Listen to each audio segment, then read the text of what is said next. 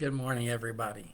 It's time for our daily lectionary readings for Monday, June 21st. Alrighty. So let's dive right in here. We have Psalm 119, verses 113 to 128. Psalm 119 is large, so we're not going to try to tackle it all at once. You've got 1 Samuel 18, 6 to 30. There's a little bit of overlap here with yesterday's really big readings out of Samuel. I think we read 6 to 10 or 6 to 13, something like that, out of verse 18. So we're going to cover a little bit of ground that we covered yesterday, and then we'll cover all kinds of new stuff. And then we have Acts 27, 13 to 38. Alrighty. Let's just get going here with Psalm 119. I hate the double-minded, but I love your law. You are my hiding place and my shield. I hope in your word. Go away from me, you evildoers, that I may keep the commandments of my God. Uphold me according to your promise, that I may live, and let me not be put to shame in my hope. Hold me up, that I may be safe and have regard for your statutes continually. You spurn all who go astray from your statutes, for their cunning is in vain. All the wicked of the earth you count as dross. Therefore I love your decrees. My flesh trembles for fear of you, and I am afraid of your judgments. I have done what is just and right. Do not leave me to my oppressors. Guarantee your servant's well-being. Do not let the godless oppress me. My eyes fail from watching for your salvation and for the fulfillment of your righteous promise. Deal with your servant according to your steadfast love, and teach me your statutes. I am your servant. Give me understanding, that I may know your decrees. It is time for the Lord to act, for your law has been broken. Truly, I love your commandments more than gold, more than fine gold. Truly, I direct my steps by all your precepts. I hate every false way. Alrighty, now to Samuel and our ongoing story of right now Saul and David. As they were coming home when David returned from killing the Philistine, the women came out of all the towns of Israel singing and dancing to meet King Saul with tambourines, with songs of joy, with musical instruments. And the women sang to one another as they made merry. Saul has killed his thousands, and David his 10,000s. Now Saul was very angry, for this saying displeased him. He said, they have ascribed to David 10,000s, and me they have ascribed thousands. What more can he have but the kingdom? So Saul eyed David from that day on. The next day an evil spirit from God rushed upon Saul, and he raved within his house, while David was playing the lyre as he did by day. And Saul had his spear in his hand, and Saul threw the spear, for he thought, I will pin David to the wall. But David eluded him twice. Now Saul was afraid of David, because the Lord was with him, but had departed from Saul. So Saul removed him from his presence and made him commander of 1,000. And David marched out and came in, leading the army. And David had success in all his undertakings, for the Lord was with him. And when Saul saw that he had great success, he stood in awe of him. But all Israel and Judah loved David, for it was he who marched out and came in, leading them. And then Saul said to David, here is my elder daughter Merab. I will give her to you as wife. Only be valiant for me and fight the Lord's battles. For Saul thought, I will not raise a hand against him. Let the Philistines deal with him. And David said to Saul, who am I and who are my kinsfolk, that my father's family in Israel, that I should be son-in-law to the king? But at the time when Saul's daughter Merab should have been given to David, she was given to Adriel the Meholathite as a wife. Now Saul's daughter Michal loved David. Saul was told, and the thing pleased him. And Saul thought, let me give her to him, that she may be a snare for him, and that the hand of the Philistines may be against him. Therefore Saul said to David a second time, you shall now be my son-in-law. And Saul commanded his servants, "Speak to David in private and say, 'See, the king is delighted with you, and all his servants love you.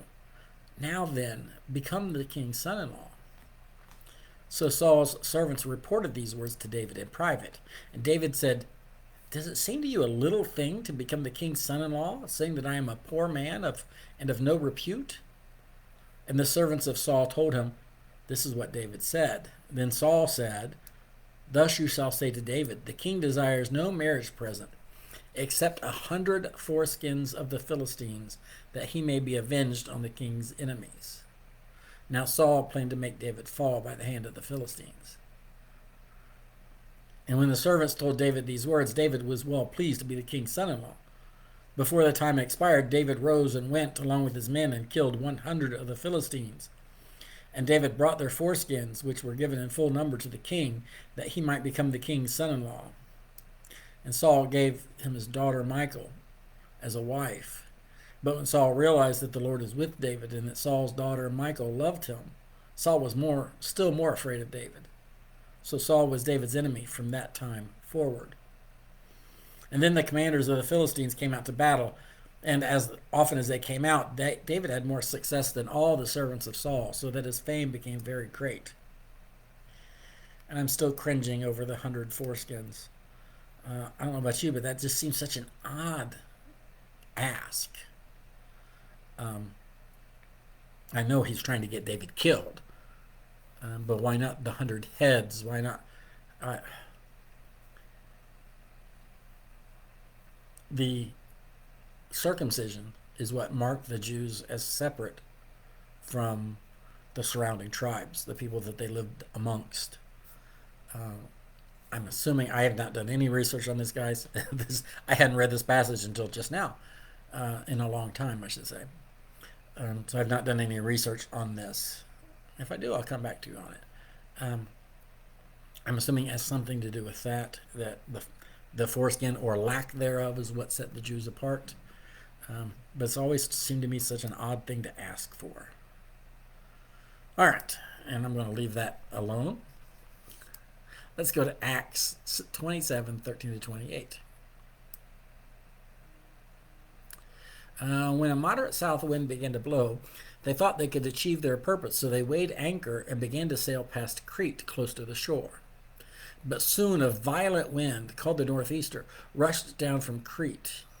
Since the ship was caught and could not be turned head-on into the wind, we gave way to it and were driven. By running under the lee of a small island called Cauda, we were scarcely able to get the ship's boat under control. After hoisting it up, they took measures to undergird the ship. Then, fearing that they would run on the Syrtis, they lowered the sea anchor and so were driven. We were being pounded by the storm so violently that on the next day they began to throw the cargo overboard, and on the third day, with their own hands, they threw the ship's tackle overboard.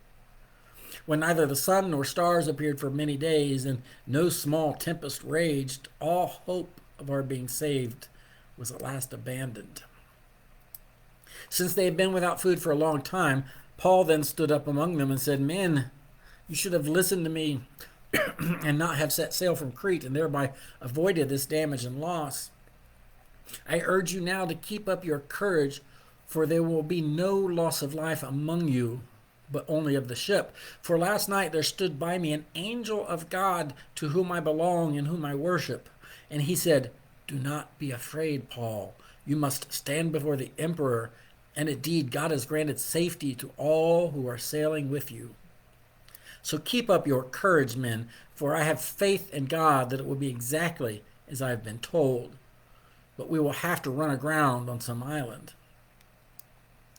When the 14th night had come, as we were drifting across the Sea of Adria, about midnight the sailors suspected they were nearing land, so they took soundings and found 20 fathoms. A little further on they took soundings again and found 15 fathoms.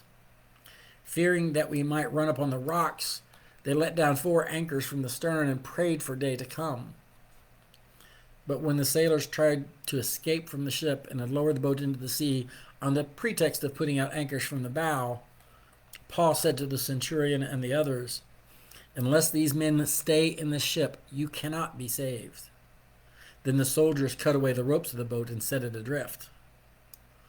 Just before daybreak, Paul urged all of them to take some food, saying, "Today is the 14th day that you have been in suspense and remaining without food, having eaten nothing.